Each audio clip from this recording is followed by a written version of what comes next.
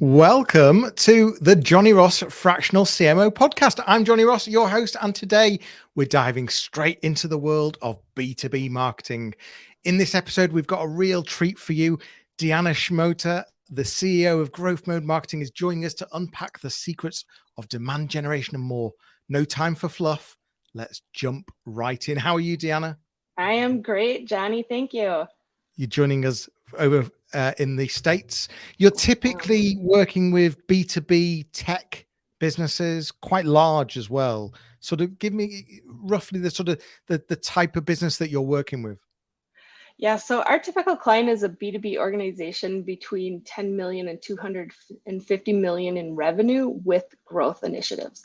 So many times they're private equity backed, maybe building up their company for a future acquisition.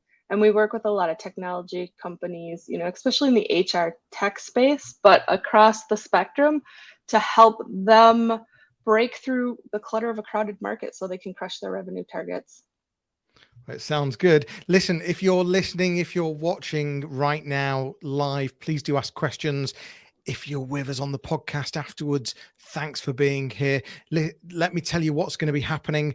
Ever wondered how demand generation fuels B2B success or how B2B marketing is adapting to the changing landscape? We've got answers. Deanna's expertise and insights are about to give you marketing strategies a serious boost. So if you're a marketing whiz, a business owner seeking growth, or a marketing director navigating the evolving landscape, this episode has something special for you. Hold tight as we peel back the layers of B2B marketing, uncover valuable trends, and share actionable tips that you can implement immediately. Let's get started on this exciting journey with Deanna. But first, hit that subscribe button to never miss an episode packed with inspiration and insights. And if you prefer visual, head over to the YouTube channel for the video version. So without further ado, let's get on with speaking to the remarkable Deanna. And what I want to do is I'm going to break this down into 4 segments. So we're going to talk about understanding demand generation. We're then going to go into B2B marketing trends and mistakes, then into adapting to changing B2B buying behaviors, and then how to craft a winning demand generation strategy. So let's get started in terms of understanding demand generation, Deanna. What exactly is demand generation and why is it such a critical aspect of B2B marketing? That is a great question, Johnny. And I think to really understand what demand generation is, first you've got to understand the difference between lead generation and demand generation. And I say that because I think a lot of marketers out there and business leaders think that it's the same thing, that they're basically interchangeable terms to find as many leads as you can. And in reality, they've actually become very different strategies. And if you're doing lead generation, I'll start with that because that's what most organizations are still doing today. Your marketing programs are only focused on the 5% of companies that are actually in market right now to buy. You're asking prospects for a meeting, you're trying to pull them into your sales process. So think about marketing tactics. For example, you're running digital advertising, you're trying to get people to book a demo with you, you're putting content out there, you're putting forms in front of it so you can collect that information, hand it over to an SDR. They're going to start chasing them, trying to pull in an appointment from that opportunity. Demand generation on the flip side is about putting a focus on driving value, not just with the 5% that are currently in market, but also the 95% who are not looking to buy right now. Because the reality is your total addressable market, your ideal customer profile, they're out there. Not everyone's looking to buy today, but you can't ignore them because of the way that buyers are buying today, which we can certainly talk about, but your marketing programs need to be focused on building brand awareness and trust to create demand and ultimately capture it. So at the end of the day, the flip side from lead generation is that prospects are asking you for a meeting and they're inviting you into their buying process.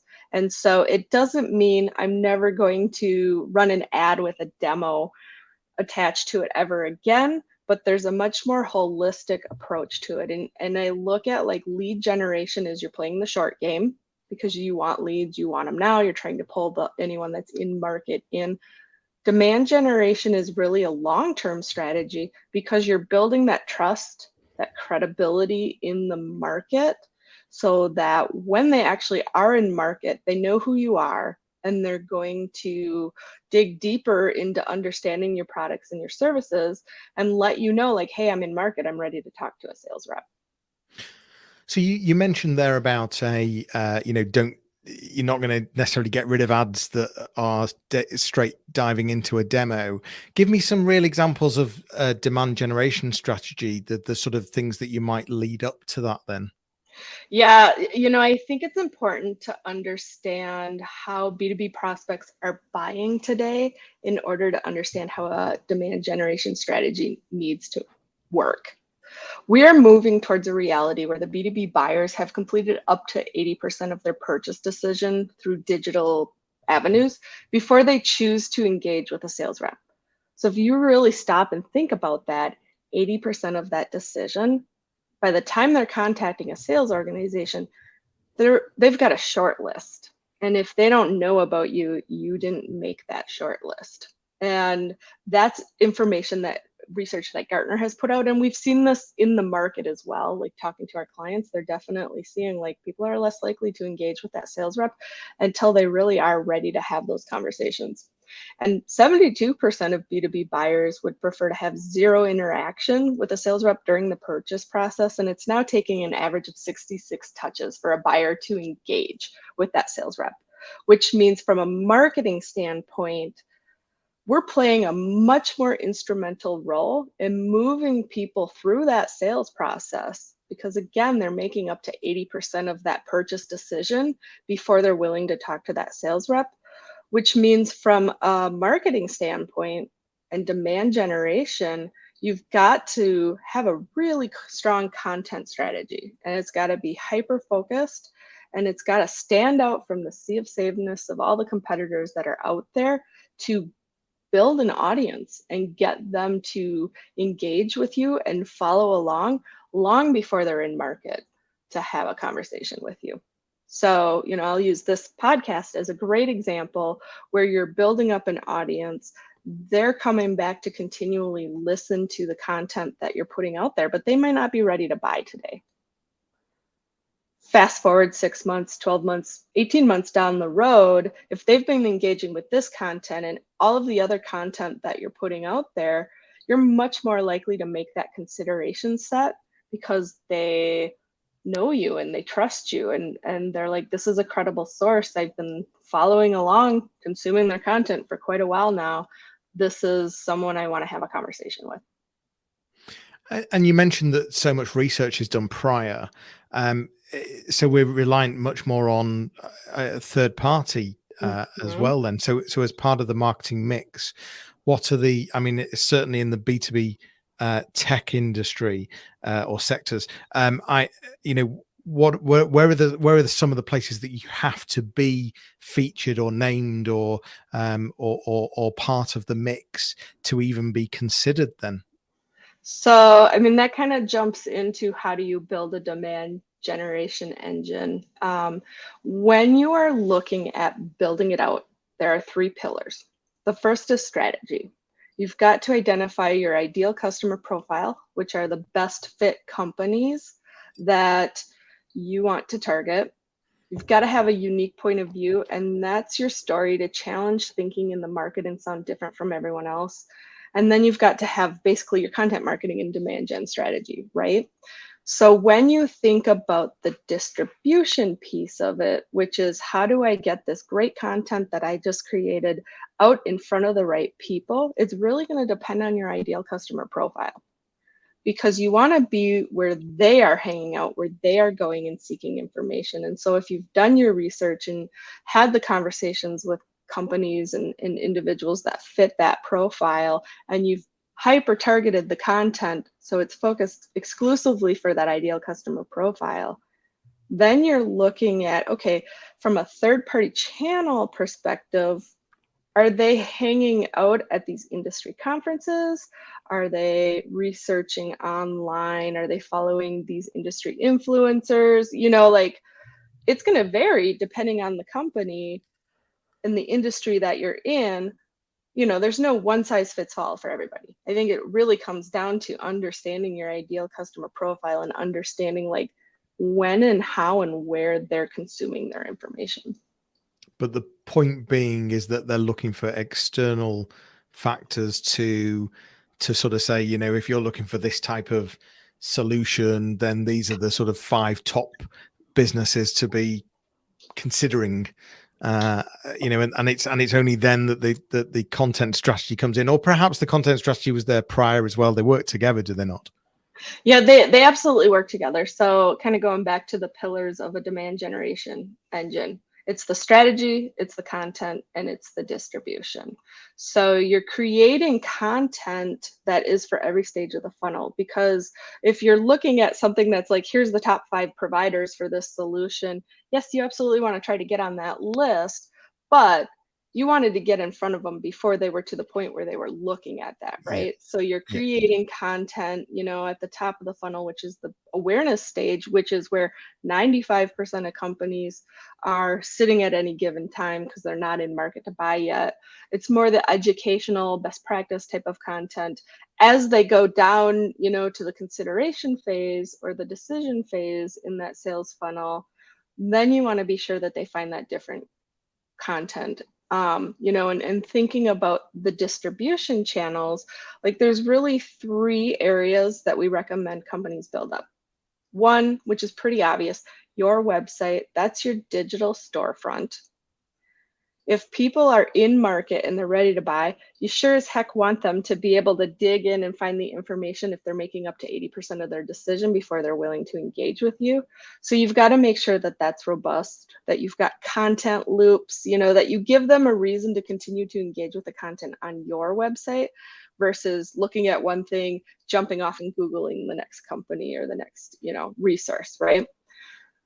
The second is managed channels. So this is what we define as, these are the channels where you can control what is put out and when. So we're looking at things like social media, podcasts, webinar series, email marketing, digital advertising. Like you have control over all those things. And the goal with the managed channel is how to build up your own audience that wants to engage and follow you.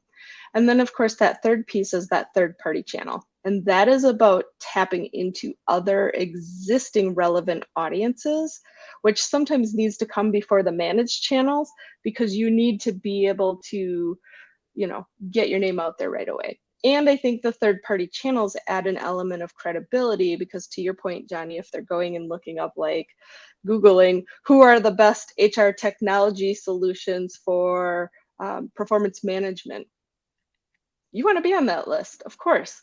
But how do you start to build chunks of your name showing up in all these different, whether it's review websites or it's industry organizations that put out content? Like there's a lot of different resources that exist today, but it's important to make sure that their audience is relevant to you and what you're doing to really make it impactful.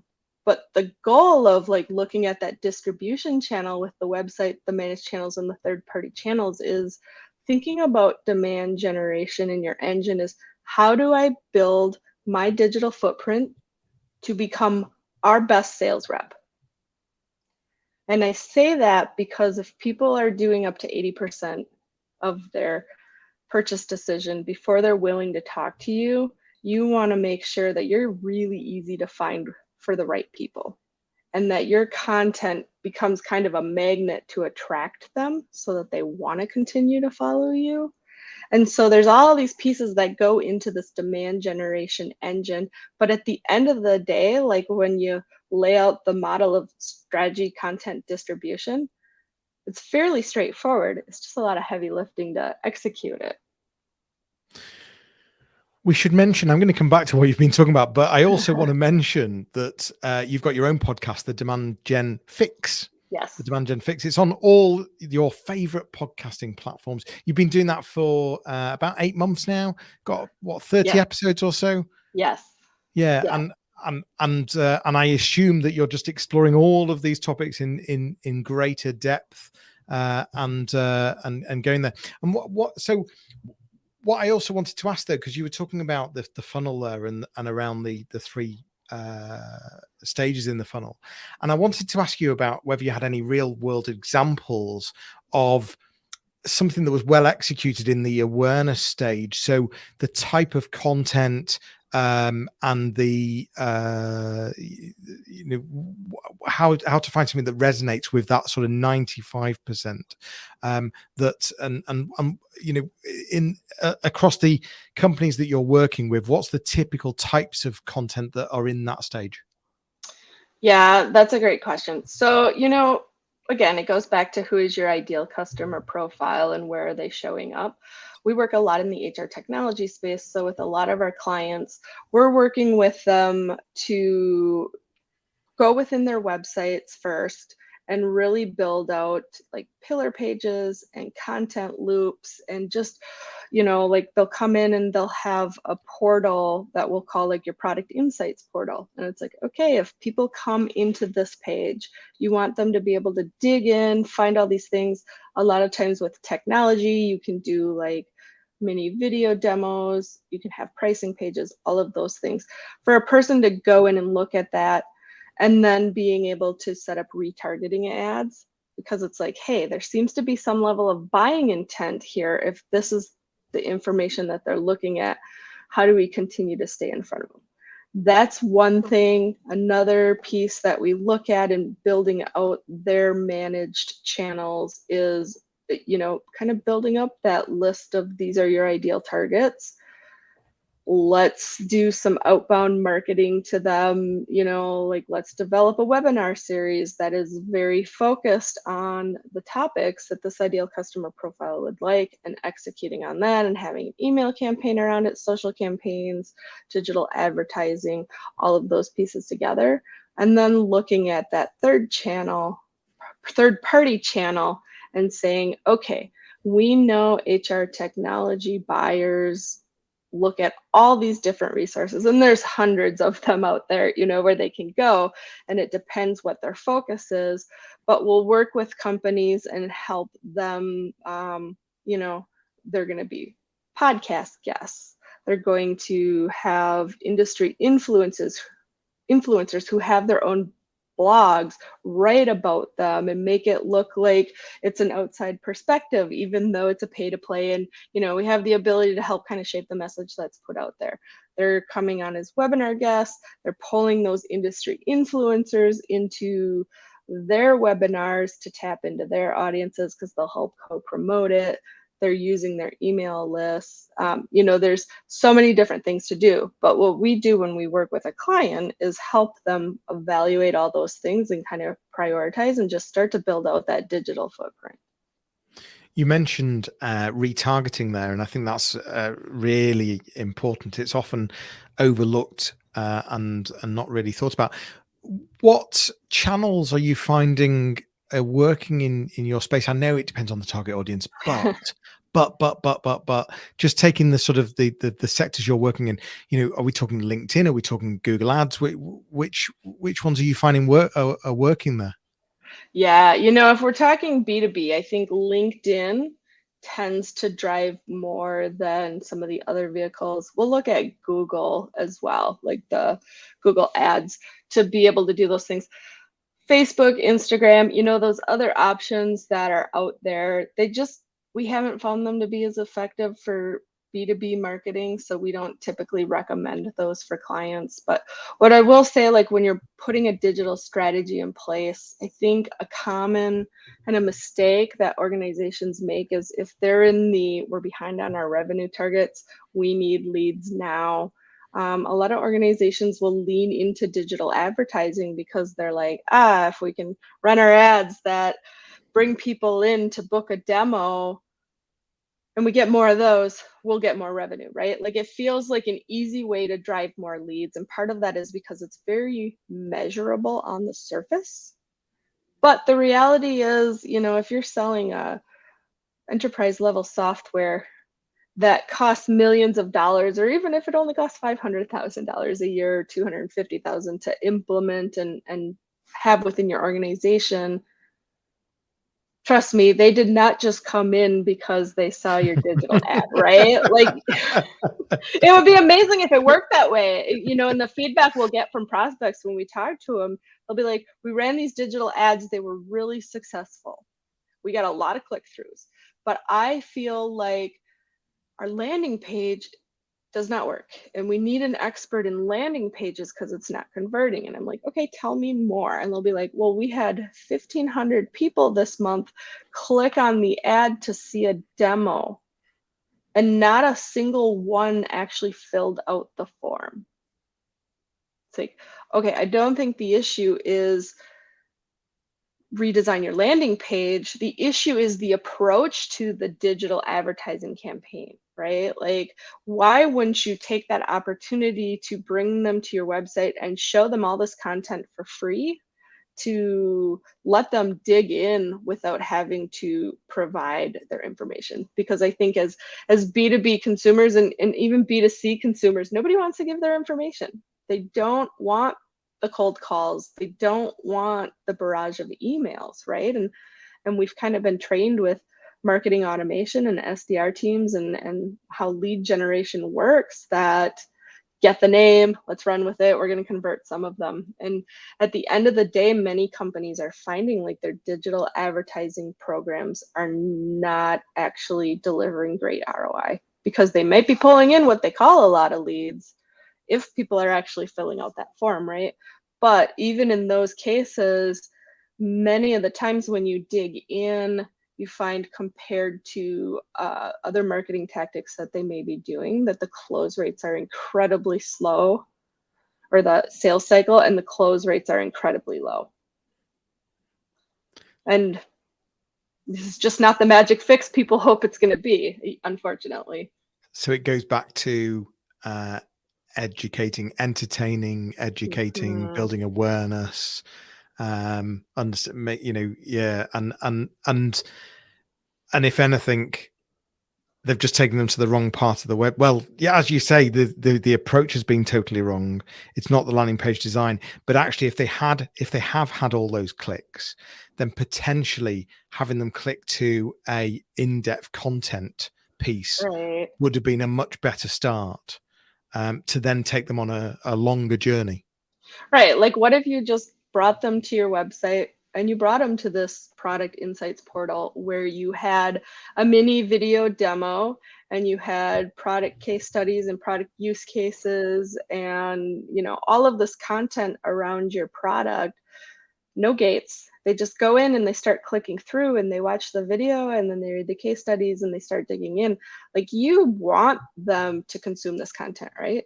So why, prevent them, put any obstacles in their way from them consuming it, especially if they're making so much of that purchase decision before they'll talk to you.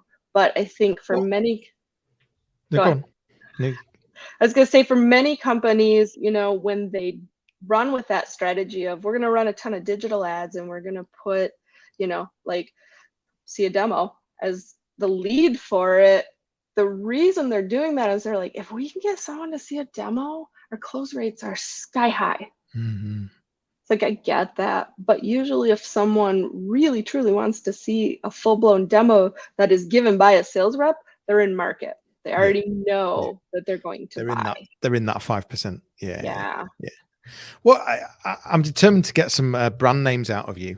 It might not need to be your clients by any means, but just some of the best, everything you've talked about here.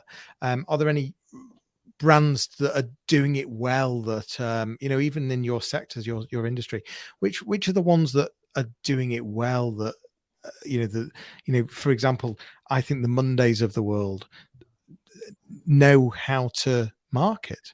I'm curious what you think. Yeah, I think most brands are not there yet. So, we have clients that we're working with, they're certainly moving the needle and getting there. It's one of those things that it's not an overnight, I implement a demand generation machine and suddenly the leads are pouring in.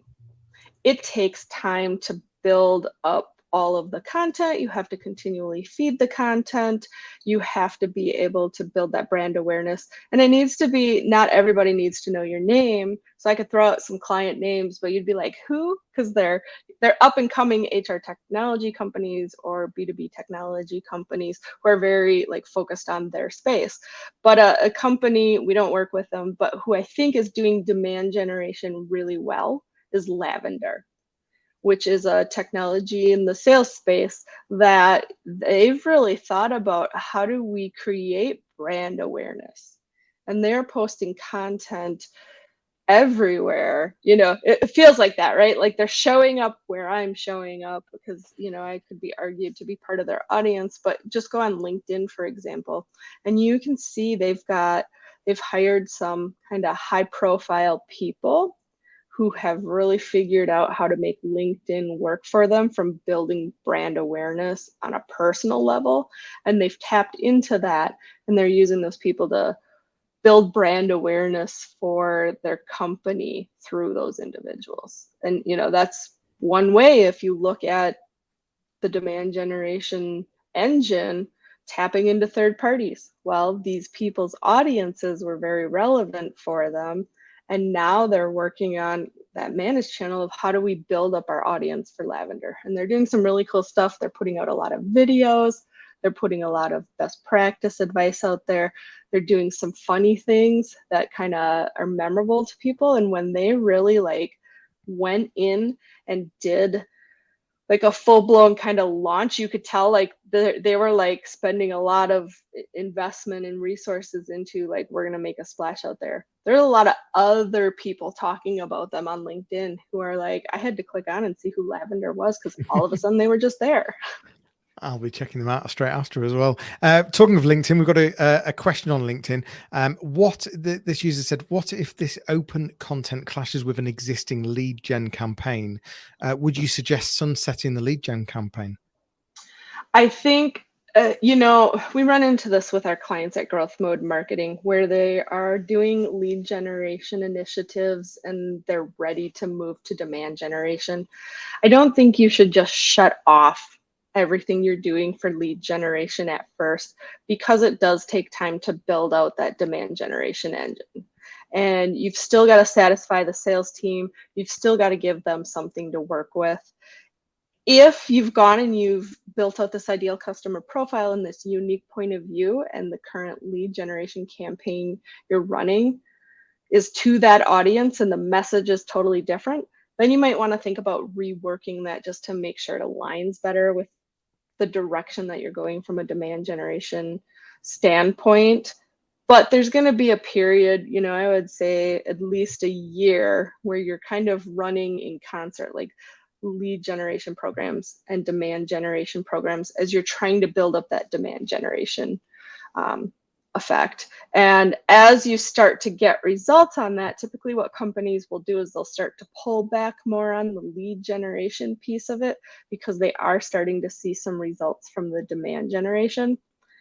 But the thing to keep in mind is there are some things that cross over, that really you're going to do some of the same tactics within a demand generation strategy, but you're probably going to start thinking about it differently. So instead of thinking about it as lead generation, you're thinking about it as, okay, there's parts of demand generation.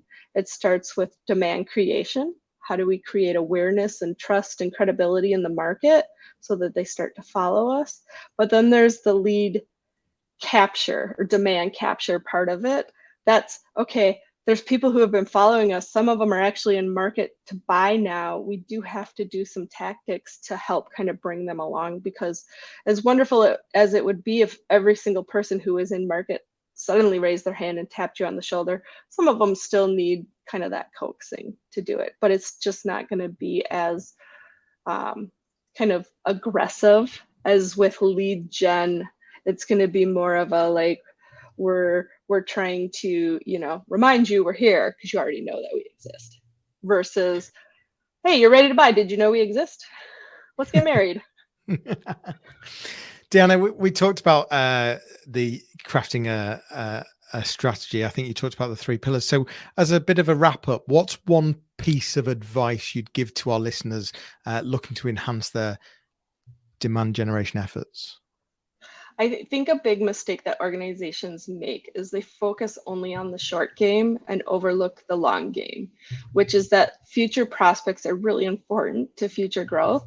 So I would just recommend to companies, as you're thinking about your marketing strategies, how do you ensure that you've got growth tomorrow? And that is really building out a demand generation engine to become your best sales rep.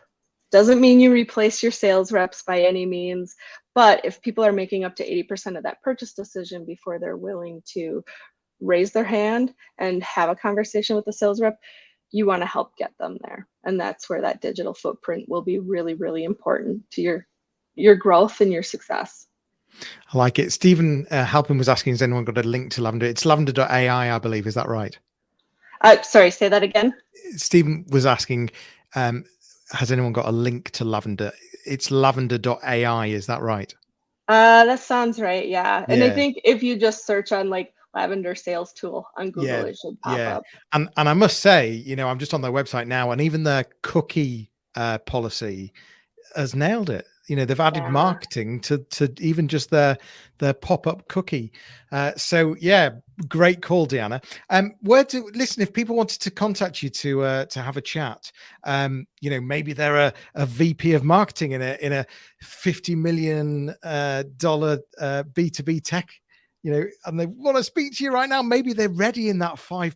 Deanna, where do you hang out online? Where do I hang out? Yeah. If you're interested in learning more about how to create a catalyst for growth through demand generation, you can certainly reach out to me on LinkedIn, Deanna Shimota, or come to my company website. It's growthmodemarketing.com.